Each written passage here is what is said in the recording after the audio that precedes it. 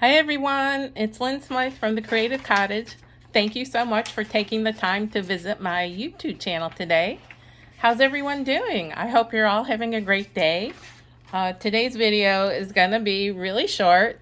It's just this little bundle of 4 vintage sterling silver pins I won in an online auction. I think this was ShopGoodwill.com, and it came with this note that said the stones, but it's not exactly correct. So I've been using my little Gemstone book here that I got from Barnes and Nobles to go through and see what the stones were. So this is a really great book.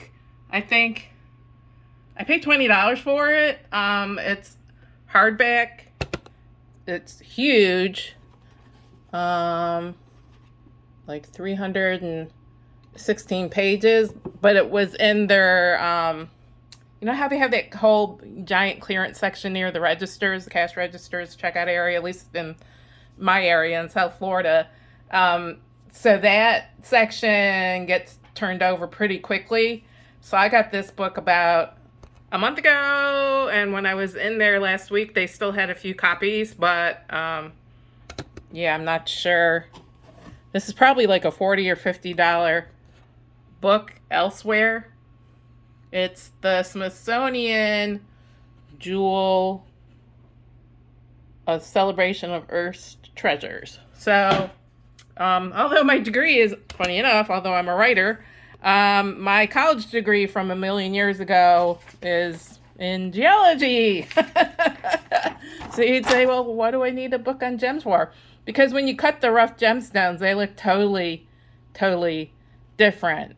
And there's so many color variations, and it's just really amazing. I just love this book. I can just sit there and look at it all day long. So anyhow, here's my housekeeping. All this information will be in the description box below the video.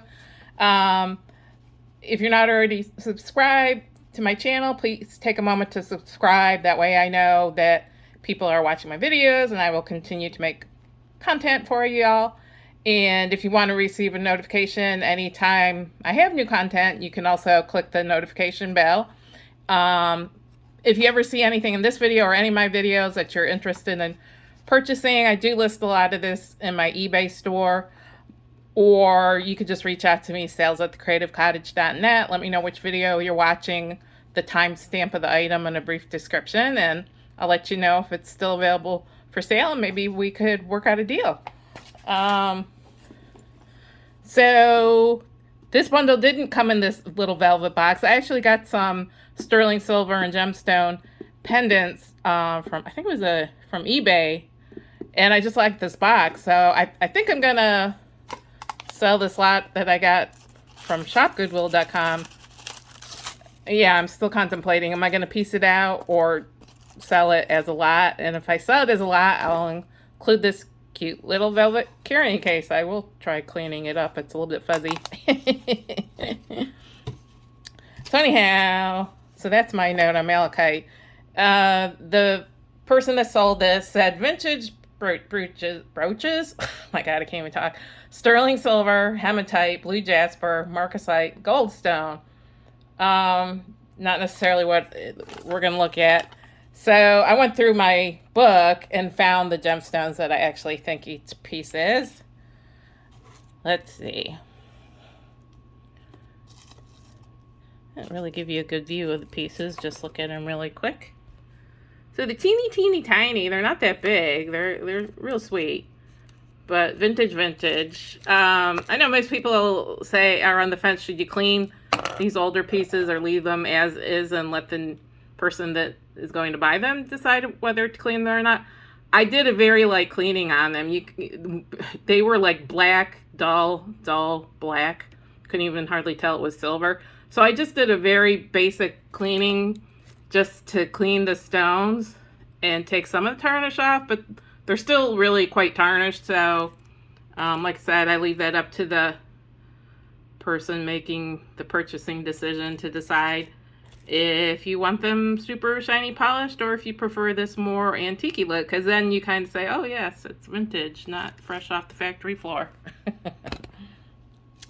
So this first one, teeny tiny. I think 2 of these were marked. One had a sterling mark. The other one said Israel sterling, and 2 aren't marked. I don't know if it's A, because they're so small, it was hard to put a mark on it, or B, maybe they're sold. I don't know what the rules and regulations are for putting the sterling stamp on. So this one is stamped sterling here. Well, it's actually STERLI, and the N and G didn't fit. But this is quite old. It's got, what do you call that? It's like the C class. You know how the modern pins have that little rolly kind of thing? This is so tiny, it's hardly even focusing. So anyhow, I thought this was a real interesting pattern, kind of art deco-y almost, the way the metal is stamped. And this is goldstone, and you will not find goldstone in this book. The reason why is goldstone is not a gemstone. Goldstone is actually a type of glass. And this coppery goldy color is the most common color of goldstone, but I've also seen it in green, and I've seen it in blue. Not to be confused with the green aventurine gemstone. There really is a green aventurine gemstone, but goldstone, I usually find it in the gold color and then the blue goldstone. I used to do a lot of fused glass jewelry. I could actually melt goldstone and blue goldstone in my kiln, and I have done that before. I've gotten the rough pieces of goldstone, and you can, like a big chunk, and you can crunch it up with your hammer to make smaller pieces. Anyhow, I thought this was real sweet. I like goldstone, even though it's not technically a real gemstone. I like that. Sterling silver. So you see, this is so tiny. That's why I'm thinking of offering this as a bundle. I don't know if anybody would be interested in such a small piece on its own. And yeah, so this piece is not marked on the back. And you see the back is really, see the silver? It's almost black. So I did a very light polish on it. So this is malachite. And let me see if I can find the page in my book for malachite. Yes, there's malachite. And this one thing is really glary. And see how the rough, it looks so much different than what it looks like when it's polished. And there's so many different variations. You can get this, here's more of a bluish green kind of striped pattern. And then here's what I think of when I think of malachite. I think of this kind of marble texture with the black and green. And so this is the striped but in the green. And then this is marcasites. Marcasites are confusing. I guess there really is a gemstone called marcasite, but from what I've read, it's chemically unstable. So probably all the marcasites you see in jewelry, rid of that glare, are actually made from pyrite. So yes, this is technically marcasites, but they're made out of pyrite.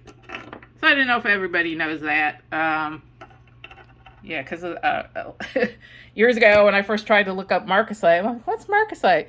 I'm like, I couldn't find it. And like this book, even though it's quite extensive, there's no separate listing for marcasite. But because I know most marcasites are pyrite, I found the page on pyrite, and yes, here's a little side box that they explain.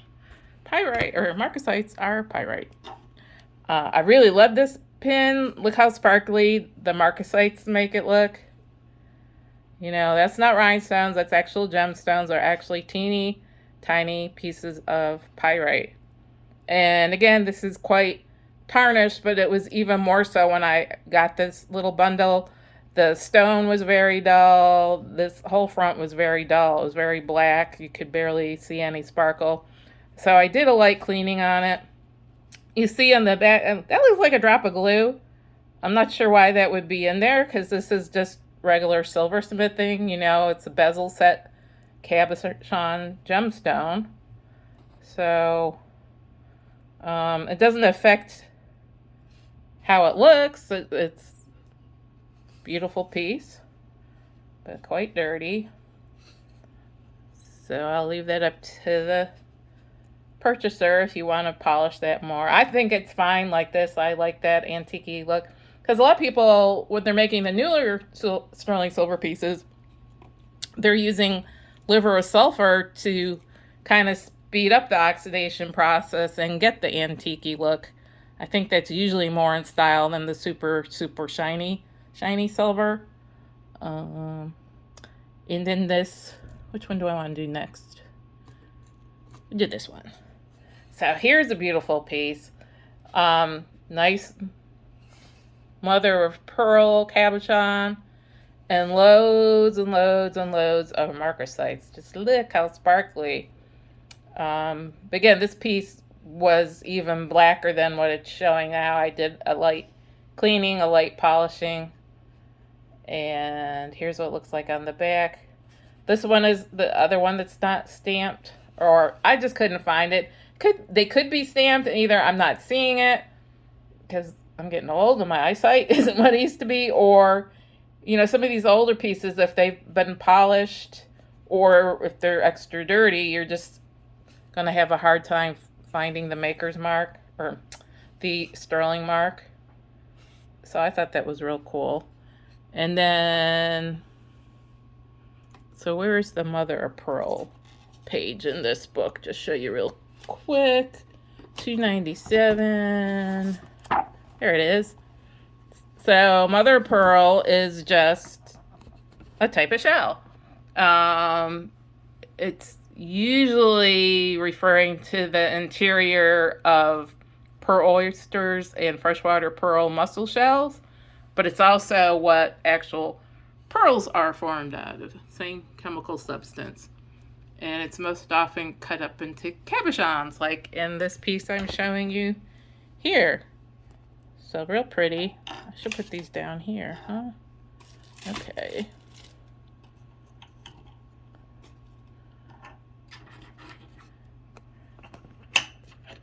And there's a quarter just to give you an idea of the size.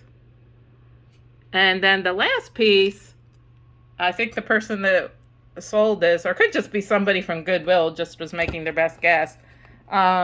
They said this was blue jasper and hematite. And I'm like, when you look at it under the loop, I saw flecks of green. So I'm thinking, green, like malachite, blue, and hematite. That's probably azurite and malachite. So back to the malachite page, because on the other side is the azurite and malachite page. 106. Come here. So you already saw this on malachite, but this is azurite, and as often comes in azurite with malachite. So I'm quite sure that that's what this is. That doesn't look like any kind of jasper I've seen. And like I said, if you look at it under the loop, this is very green, this is very green, this is very green. It's just not showing up on this video. I don't know if I could do it now. How do y'all do it when you do the magnification and it shows up perfectly? Oh well, I'm still fairly new to this. Oh, here, you can see a little bit of the green here. I thought that was real nice. Nice filigree, fine silver work. No marcasites on this one, but a real beautiful silver work and a really beautiful stone.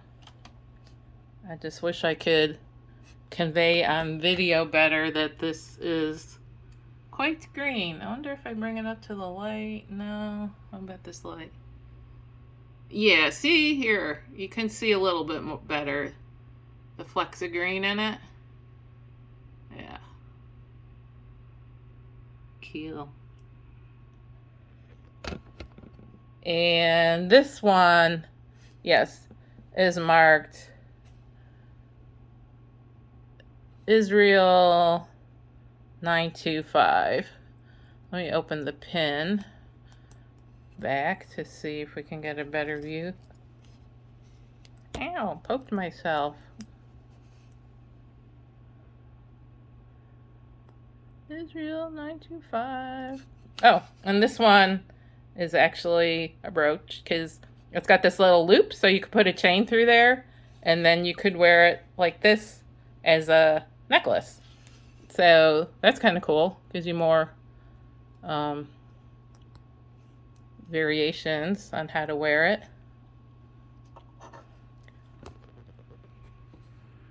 So that's it. That's my little vintage lot of sterling silver with semi-precious gemstones, although the gold stone isn't officially a gemstone. We just kind of lump it in as it is a gemstone. So yeah, quite sure I'm gonna offer this as a lot, including the box, on my eBay store, unless you reach out to me ahead of time before I've gotten a chance to list this on eBay. Just let me know and we'll work out a deal. Or I might keep these. I don't know. They're real cool. Pretty, pretty. Love how this sparkles. The marcasite. Nice. So again, this is Lynn Smythe from the Creative Cottage, and thank you for watching. Have a great day.